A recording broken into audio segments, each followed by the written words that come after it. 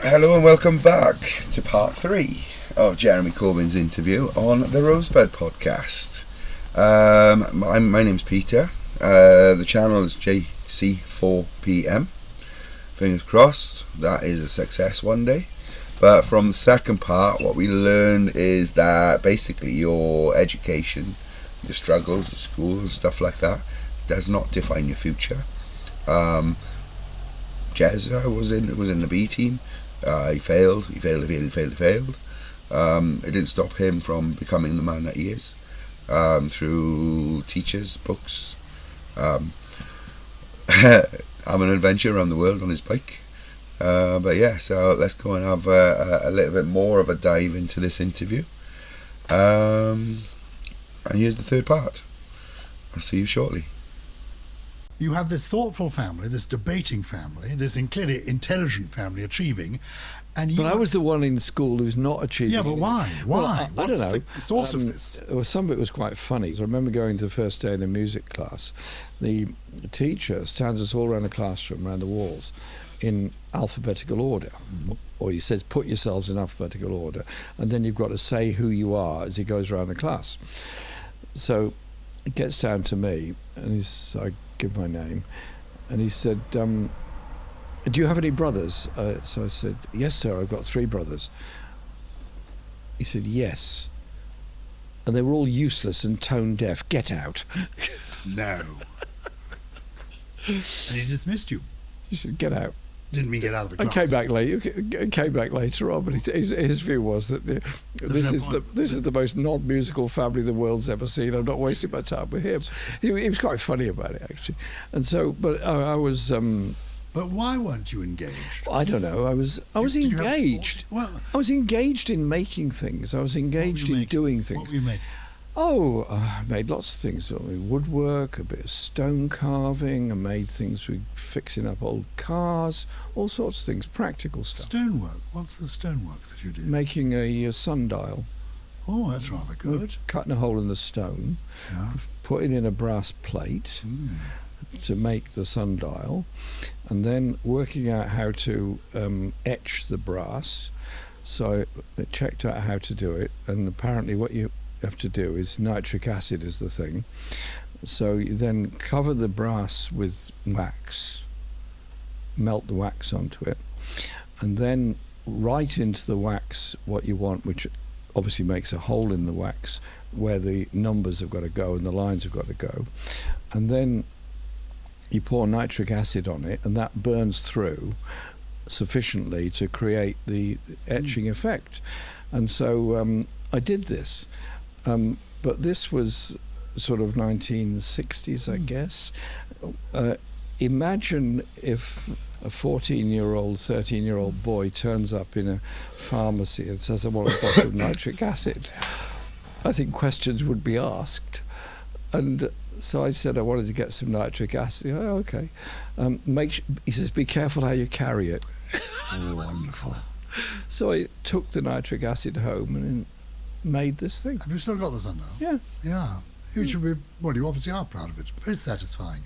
Yeah. I'm still trying to work out. And so I was practical in doing did you do things. sport? Yeah. The school played rugby, which I didn't like at all. I preferred soccer, football. So we played football a bit amongst other kids around the place, but I was not very good at either, but I enjoyed it. We had cricket at school, which I didn't mind that so much. But the thing I did enjoy was cross-country running. Did a lot of that. That's quite nice. Also, it's a solo activity. You could be busy in your head. Yeah, you can go running off, and it was so you go running off in the country and ploughed fields and all those sort of things. Age 15, you're running in shorts in the country in a ploughed field. What's happening in your head? What are you, Jeremy, age 15, thinking about? Feeling frustrated about lots of things in the world, getting worried about At 15. nuclear weapons and war. And you're and so hearing on. about this At in 15. newspapers or Yeah. radio? And you, Radio and newspapers, yeah. did you take a newspaper at home, the family did? They had the Guardian, and my brother bought the Daily Worker, Morning Star, as it then became. So we had that bit later on, and yeah. So I was also very interested in environmental things from quite a young age, and and doing all of that. So I wasn't really very interested in exams and Doing progress French. in school. So I kind of, when we did O-levels, I really wasn't very interested in it. I failed most of them. The only one I did good at, the three I did good at, were English literature, which I really enjoyed, and history and geography. What about girls? Were there girls The at boys' the school? school, very strictly boys' school. There was a girls' school down the road, big fence between the two. Whoa, whoa, whoa, whoa. So what was the first girl? I mean, assuming you didn't have a crush on any of the fellow boys. No, I didn't. No. So what was the first girl who caught your eye? Oh, How old were you? girls from the other schools, I guess. I can't remember. We had some dreadful school dance thing, and everybody else was good at dancing except me. So I goes up to this girl, I have one dance, and she says, "That's it." That was it. Repulsed immediately, repelled, gone. And did you feel bad about this? I thought I never wanted to come to this stupid event anyway. So what was So I got my bike and went home. So what was making you happy at the time? Happy. Oh. Did you get into music? This is the 60s. Yes, Pop music? yes. Again, this was the 60s growth of music and so on. Beatles and Stones, and Dylan, and the one voice that really moved me as a child was Joan Baez. That wonderful voice she has, and she still has. She's amazing. People that you knew, your friends, would they characterize you then as being fun, funny, interesting, quirky, or earnest? Weird. Weird. Yeah, politically weird. You see, remember, this is small town Shropshire, so it was quite a conservative atmosphere, and I was thought to be just weird, politically weird. Now, I remember some saying, you and your family really ought to be locked up. You're not safe. It was half a joke. Yeah. Only half a joke. There's a lot of people would go along with that. And does that please you, rather make you feel a bit better about it, or did it worry you? Didn't care. No, because the issues at the time were Cuban Missile Crisis had a big effect on me. And it had a big effect on everybody, actually, because everybody of a particular age can remember that. We certainly can. We thought the world might end. I think absolutely. we were at my school, we were talked about sitting under the desks if something went wrong, if there was a nuclear bomb. Not sure it would have saved you, but No, but I think that's what we thought might have saved us. Yeah, you thought you get under a big table. Yeah, it was an enormous thing. The world held its breath. And so I was involved as a campaigner against nuclear weapons in CND and so on, which was then seen to be very extreme. So yeah, and I was in quite a small minority, a very small minority in school who wanted to rid the world of nuclear weapons. And so the interaction in school was often about those kind of issues and that sort of thing. What age did you leave school? End of sixth form, so it'd be 17, 18. But 18. with 2 E's, you were not going to get into any noted Well, no, university. what happened was you had to have a certain number of O-levels to go into the sixth form. Yeah. But if you were near it, like one off, you could go into something they called the 6-5 special, which was after the music program of the time. That was quite witty. And then I was told I could do 2 A-levels. So I did geography and history, which actually was all right, because the history choice was you could do either European history or history of Russia in the era of revolution. So I chose the Russian one. Of course you did. And I thought it was interesting. So I then wrote off to the Soviet embassy to ask for some books. They sent volumes of books. I wish I'd never asked, actually. It's this big parcel. What else that? All these books, history of Russia. And so I read an awful lot got into Russian novels and history and so on. And also there was some, read Lenin, State and Revolution and Communist Manifesto and things like this. And then the other exam I did was geography, but I got a grade E in both, which was Which is almost, it's an achievement, you know. It's quite. I think it's probably quite difficult to get an E in both, given that you were passionate, for example, about the Russian Revolution. My mother was that subject. very sweet about it. She said, "Well, they probably couldn't read your writing." Oh, bless her. Bless her. So that was that. But they must have been anxious, because what were you going to do, aged 18, 17, 18? With 2 E's in Shropshire. Well, Yeah, what were you going to do, poor man? well, I went off to Jamaica.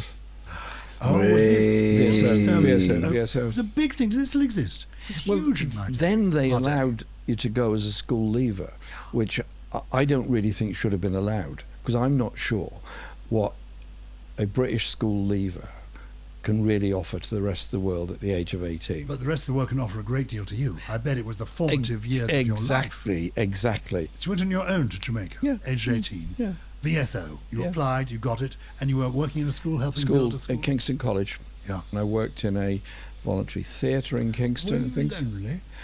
No, because I made a lot of friends very quickly in Jamaica, of people who were fellow teachers and all sorts of people, and I went to if I had time, I went to evening events at University of the West Indies just to catch up what's going on there. So I was not lonely at all. And were you political there? Yeah, I was learning a lot about Caribbean history and black history and the history of the Caribbean and the independence movements. Absolutely, it was my education. Did you have your first proper romance in Jamaica? No. Oh, I'm disappointed. There was. Well, I mean, look, you're 18, you're in Jamaica. I know, that's what You everybody can't says. just be And they all want to know desperate to why I know. didn't take drugs. Oh, this is getting more disappointing by the minute. I'm sorry, I mean, you wasted an opportunity. You go there, no doubt, with your I go there, Life of earnest Marx young in one man, hand, working, Life of Lenin in the working other. really hard. I'm reading history books, I'm working really, really hard, and I'm not taking drugs and not getting involved with people. What, seriously, did Jamaica teach you that you've got in your head now? What did Jamaica, that time in Jamaica, give you that has made you the person you are today? A respect and understanding for the way in which people living in desperate poverty do their best to achieve improvements in the lives of others and do their best to try and educate themselves in order to get out of that poverty. And the sense of injustice that's been done to the people of Jamaica. Origins, the original inhabitants of Jamaica were all wiped out in the first genocide, which was the arrival of the Europeans. Then the slaves were brought in, and trying to understand something of the history of the slave trade and the uprisings, Morant Bay and all the others. That wasn't mainstream in the education in Jamaica, because remember, we'd only been independent a few years when I got there. That developed much more, and I then spent a lot of time trying to understand something about the history of Jamaica and this wonderful society it is, and the origins of it, largely through the slave trade, but also through indentured labourers and others that came. And so it was my education more than anything else, and it still is. And you're coming up to 20 now, and what are you thinking? How are you going to earn your living? Because your parents aren't going to support you. What are you going to do? VSO gives you a little bit of a kind of pocket money while you're doing the good work. It gives you a roof over your head. What's your plan? Well, I saved a little bit of money and travelled around in Latin America, then came back to Britain. Why Latin America? Because I was fascinated by it. But were your parents? No, nobody in the family, never been there before. Hello, I'm sorry again. So we cut again here. Scotty got a little bit left to go of this interview. So those final chapters there were like, how driven is he? To question, explore, understand everything. Music, politics, injustices. He's our guy. He's still our guy. That's what I'm thinking now from hearing him. So yeah. So thanks for watching. Part 4's on its way. Take care.